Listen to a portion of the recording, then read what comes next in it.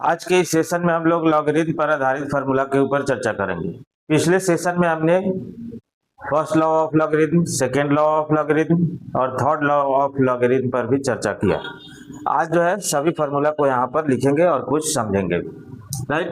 तो यहाँ पर हम जो है लिख देते हैं formula based on logarithm, right. तो पहला जो फार्मूला हम लोग जानते हैं, log m into n to the base a equals to log m plus log n, right, to the base a। Second law of logarithm में हमने ये फार्मूला पढ़ा है कि log m by n to the base a equals to log m minus log n to the base a, right. Third law of logarithm में हमने ये formula पढ़ा है कि log m to the power n to the base a equals to n log m to the base a, right. ये तीन law हमने पिछले सेशन में भी देखा है।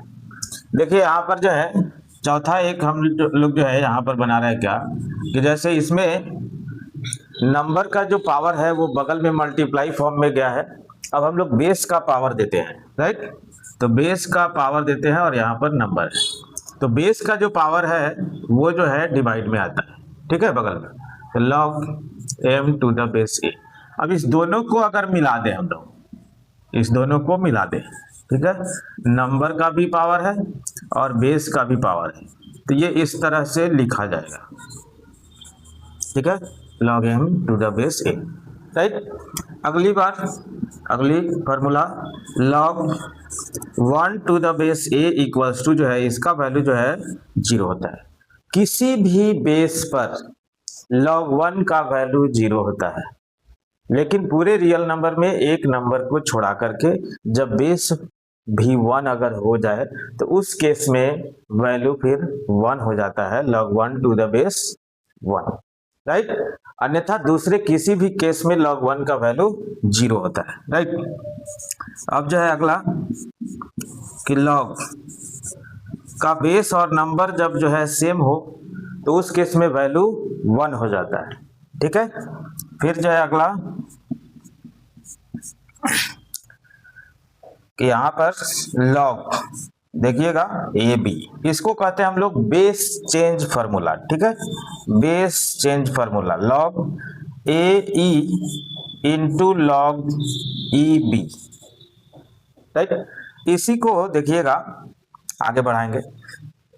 अब यहाँ पर होता क्या है कि अगर आप किसी log को नीचे ले जाते हैं यानी डेनोमिनेटर में ले जाते हैं, तो किसी log को जब डेनोमिनेटर में ले जाते हैं तो उस केस में क्या होता है कि बेस नंबर हो जाता है, नंबर बेस हो जाता है। तो वैसे अगर इसको जो है थोड़ा सा मैं काम करूं, इस पार्ट को अगर नीचे ले जाऊं तो देखिए यहाँ पर log a to the base e by log b to the base e हो जाएगा, ठीक है। तो ऐसे भी बढ़ा सकते हैं इस फार्मूला को। अब जो है देखिए आगे 8 के बाद 9 आपका आ गया 9। तो 9 में देखिए फार्मूला आएगा कि जब देखिएगा log a b into log b c into log c d into log d f, right. ये कितना होगा, ऐसा जब हो जाए तो ये कितना होगा, ठीक है। तो देखिएगा थोड़ा सा, इसका बेस इसका नंबर, इसका बेस इसका नंबर, इसका बेस उसका नंबर, ये मिल रहा है, ठीक है। तो इस केस में क्या होता है कि सिंगल आप लॉग लिख दीजिए, ठीक है, सिंगल आप लॉग लिखिए, दूसरा लॉग लिखने की आवश्यकता नहीं है। और जितना भी मिल रहा है उस सब को जो है हटा दीजिए, ठीक है। और न मिलने वाला जो है जो जिस स्थान पर है उसी स्थान पर हम लोग रख देंगे। तो देखिए यहाँ पर इस केस में हुआ क्या है कि बी मिल रहा है, सी मिल रहा है, डी मिल रहा है, राइट। तो मिल नहीं रहा है एफ, मिल नहीं रहा है ए, तो यहाँ पर ए जो है नंबर में है और यहाँ एफ जो है बेस में है, ठीक है। तो log a to the base f हो जाएगा, राइट।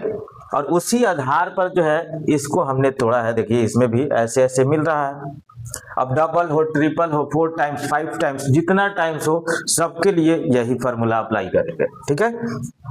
फिर जो है आगे जब चलेंगे आप 10 नंबर, ठीक है। तो 10 नंबर में जब चलेगा तो एक देखिए, जैसे यहाँ पर जो हमने यूज किया है इसको भी थोड़ा सा एक जो अप्लाई कर ले कि log a to the base b है, log a to the base b है। तो इस केस में क्या हो जाता है कि अगर log को हम लोग डिनोमिनेटर में ले जाते हैं, ये न्यूमरेटर में है अभी, तो डिनोमिनेटर में ले जाएंगे तो log का जो बेस है वो नंबर बन जाएगा और जो नंबर है वो बेस बन जाएगा, राइट।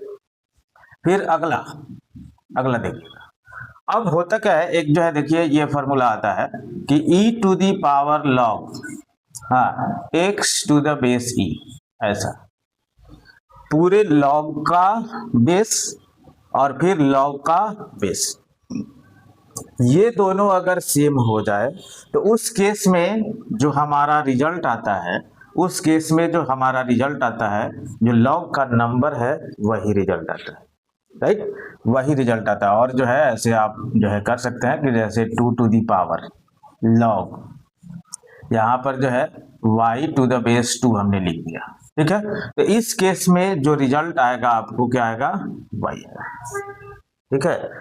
ये सब जो है फॉर्मूला आप ध्यान में रखेंगे तो लॉगरिथम को बनाना जो है और आसान हो जाएगा, ठीक है। कुछ देखिए यहाँ पर एग्जाम्पल भी करते हैं कुछ, बाकी आगे भी करेंगे हम लोग प्रॉब्लम अब, क्योंकि पूरा फॉर्मूला हमने इसमें आपको चर्चा कर दिया, ठीक है। तो आप देखिए, अब यहाँ से जब चलेंगे आप कि log है और फिर जो है यहाँ पर 2 है और फिर यहाँ पर log है, फिर यहाँ पर x है और बेस में फिर जो है 3 है और इक्वल्स टू जो है मान लीजिए कि आपको 0 दे दिया और इसको सोल्व करना है। तो इस केस में हमको कैसे सोल्व करना है ये देखिए, सबसे पहले लिखने के तरीका को ध्यान में रखेंगे कि जो पहला log है उस log के लिए अगर देखा जाए तो ये 0 जो है पावर बन जा रहा है, ठीक है। log का जो वैल्यू आता है वो पावर के इक्वल होता है, राइट। तो इस log के लिए ये जब पावर बन जा रहा है तो ये बेस दिख रहा है आपको, तो इसका मतलब है ये नंबर होगा पूरा, ठीक है। तो डिफिनीशन जब हम लोग अप्लाई करेंगे तो 2 to the power 0 equals to log x to the base 3 आएगा, राइट।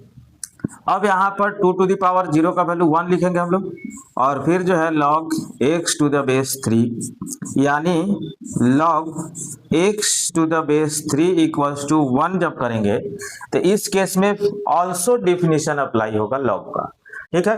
तो ऑल्सो डिफिनीशन अप्लाई होगा log का, तो देखिए यहाँ से आएगा क्या कि 3 to the power 1 equals to x, ठीक है।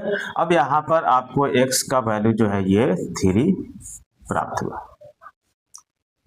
तो इससे रिलेटेड और सब जो है प्रॉब्लम अगले सेशन में भी हम लोग करेंगे, तब तक आप लोग जो है इस पूरे फॉर्मूला को ध्यान से याद कर लेंगे, ठीक है, ये आगे प्रॉब्लम करने में कोई दिक्कत ना हो।